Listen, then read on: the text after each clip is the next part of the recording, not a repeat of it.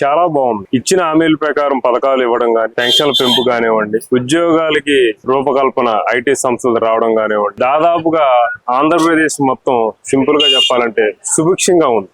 ప్రతి సామాన్య ప్రజలు కూడా భయంగా తిరిగే రోజుల నుంచి 1947 తర్వాత భారతదేశానికి స్వతంత్రం ఎలా వచ్చిందో 2024 తర్వాత ఆంధ్రప్రదేశ్ రాష్ట్రానికి స్వతంత్రం వచ్చినట్టు సామాన్య ప్రజలు రోడ్డు మీద స్వేచ్ఛగా తిరుగుతున్నాడు. నా అభిప్రాయం అయితే అన్ని విధాలుగా మీకు బాగుంది.